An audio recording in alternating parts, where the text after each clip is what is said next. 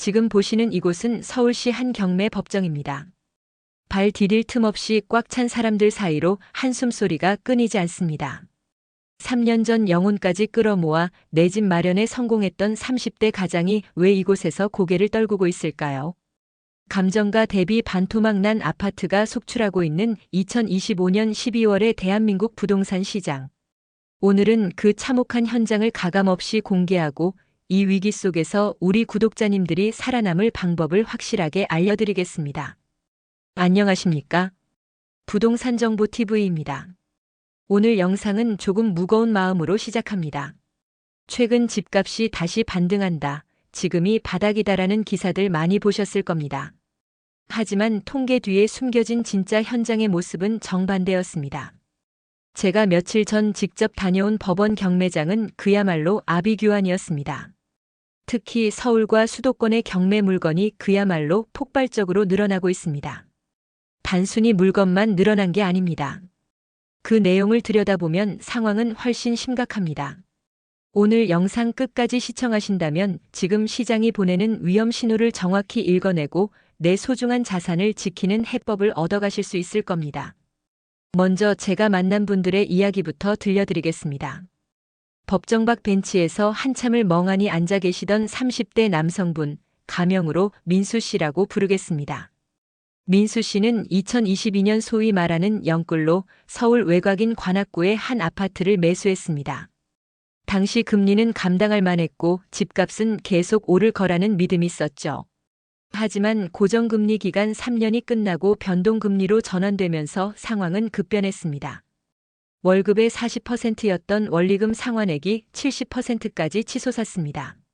어떻게든 버텨보려 투잡, 쓰리잡까지 뛰었지만 627 가계부채 관리 강화 방안 이후 대출 갈아타기마저 막히면서 결국 두 손을 들고 말았습니다. 민수 씨는 저에게 조금만 더 버티면 될 줄 알았는데 이제는 이자를 낼 돈도 집을 사줄 사람도 없다며 눈시울을 붉혔습니다. 이게 비단 민수 씨만의 이야기일까요? 또 다른 사례는 인천에 거주하는 50대 김 선생님입니다. 김 선생님은 다주택자도 투기꾼도 아닙니다. 노후 대비용으로 오피스텔 한 채를 가지고 있었을 뿐입니다. 그런데 전세가가 떨어지면서 세입자에게 보증금을 돌려주지 못하는 상황이 발생했습니다. 세입자는 결국 강제 경매를 신청했습니다. 김 선생님은 집을 팔려고 내놨지만 1년째 보러 오는 사람이 없다. 내 노후가 이렇게 무너질 줄은 몰랐다고 하소연하셨습니다. 이 두 분의 사례는 지금 경매 시장의 두 가지 큰 흐름을 정확히 보여줍니다. 하나는 대출 이자를 감당하지 못해 은행이 넘기는 임의 경매이고 다른 하나는 전세 보증금 등을 돌려주지 못해 소송을 통해 넘어가는 강제 경매입니다. 문제는 이 두 가지 수치가 동시에 폭발하고 있다는 점입니다. 자, 이제 감정적인 이야기를 넘어 냉철한 데이터로 시장을 분석해 보겠습니다. 제가 광장 데이터를 싹 정리해서 분석해 본 결과 2025년 11월 서울의 경매 건수는 308건을 기록했습니다. 이는 올해 5월 토지거래 허가구역 해제 이슈로 물건이 쏟아졌던 피크 시절 이후 가장 높은 수치입니다. 더는 못 버티고 백기를 든 집주인들이 쏟아져 나오고 있다는 명백한 증거입니다. 특히 주목해야 할 점은 지역별 편차입니다. 강남이나 서초 같은 선호 지역보다는 강북구, 관악구, 금천구 등 서울 외곽 지역의 물건 증가세가 두드러집니다. 강북구는 전월 대비 2배가 넘는 증가율을 보였고 금천구는 35건에서 54건으로 늘었습니다. 소위 노도강, 금관구로 불리는 지역들이 고금리의 직격탄을 맞고 있는 겁니다. 수도권으로 눈을 돌리면 상황은 더 심각합니다. 인천의 경우 경매 진행 건수가 전월 대비 2배 이상 급증했습니다. 그런데 낙찰률은 고작 34%에 불과합니다. 경매 물건 10개가 나오면 그중 3개만 주인을 찾고 나머지 7개는 유찰되어 계속 쌓이고 있다는 뜻입니다. 이렇게 유찰된 물건들이 누적되면 결국 시장 가격 전체를 끌어내리는 트리거가 됩니다. 부산, 대구 같은 지방광역시도 마찬가지입니다. 대구는 이미 2010년 금융위기 당시보다 더 많은 물건이 쏟아지고 있습니다. 더 충격적인 데이터는 바로 강제 경매의 급증입니다.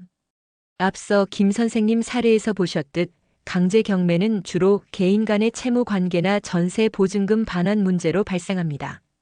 현재 서울의 강제 경매 건수는 2012년 하우스푸어 사태 당시 수준에 육박하고 있습니다. 이는 단순히 대출 이자 못 내는 수준을 넘어 전세 시장 붕괴로 인한 보증금 미반환 도미노가 시작되었다는 것을 의미합니다. 임차권 등기 명령이 늘어나고 판결을 받아 경매로 넘기는 사례가 급증하는 것은 시장의 기초 체력이 완전히 고갈되었다는 신호입니다. 그렇다면 많은 언론에서 이야기하는 낙찰가율 100% 돌파, 경매 열기 후끈 같은 기사는 도대체 뭘까요? 이건 명백한 통계의 착시입니다. 경매 감정가는 보통 경매 개시 6개월 전에 책정됩니다. 지금 낙찰되는 물건들의 감정가는 시세가 급등했던 올해 상반기 이전 혹은 토지거래 허가구역 지정 전에 낮은 가격을 기준으로 매겨진 경우가 많습니다. 그러니 현재 시세보다 감정가가 낮아 낙찰가율이 100%를 넘는 것처럼 보일 뿐입니다. 일부 선호 지역의 신축 대단지 아파트만 경쟁이 치열할 뿐 나머지 80%의 시장은 텅 비어 있는 것이 팩트입니다. 전국적으로 보면 임해 경매 신청 건수는 올해 14만 건을 훌쩍 넘길 것으로 예상됩니다. 이는 2022년 대비 엄청난 증가 폭입니다.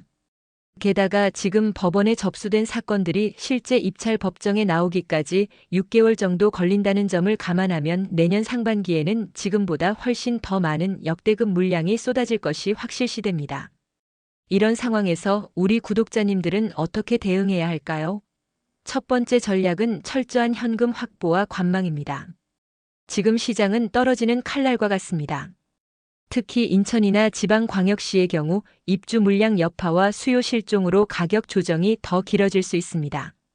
섣불리 바닥이라고 판단해서 줍기보다는 유찰이 2회, 3회 이상 진행되어 가격 메리트가 확실해질 때까지 기다리셔야 합니다. 두 번째는 옥석 가리기입니다. 서울 내에서도 강남권과 비강남권, 수도권 내에서도 핵심지와 비핵심지의 양극화는 더 심해질 것입니다. 무조건 싸다고 입지가 떨어지는 곳에 구축 아파트를 낙찰받는 것은 위험합니다. 오히려 시장이 공포에 질려 있을 때 평소 눈여겨보던 상급지의 급매물이나 경매 물건이 감정가 대비 70% 이하로 떨어지는 타이밍을 노리시는 것이 현명합니다. NPL부 실채권 투자 등 특수 물건에 관심을 가지는 것도 틈새 전략이 될 수 있습니다. 마지막으로 당부드리고 싶은 말씀은 포모 증후군에 휘둘리지 마시라는 겁니다. 언론은 자극적인 기사를 쏟아내지만 데이터는 거짓말을 하지 않습니다. 지금은 공격적인 투자보다는 리스크 관리가 최우선인 시기입니다. 빚내서 무리하게 추격 매수하기보다는 정부의 추가적인 부양책이나 금리 인하, 시그널이 확실해질 때까지 보수적으로 시장을 바라보십시오. 오늘 보여드린 경매 법정의 모습은 우리 부동산 시장의 민낯입니다. 누군가에게는 비명일 수 있지만 준비된 누군가에게는 기회가 될 수도 있습니다. 하지만 그 기회는 철저한 분석과 냉정한 판단력을 가진 분들에게만 주어질 것입니다.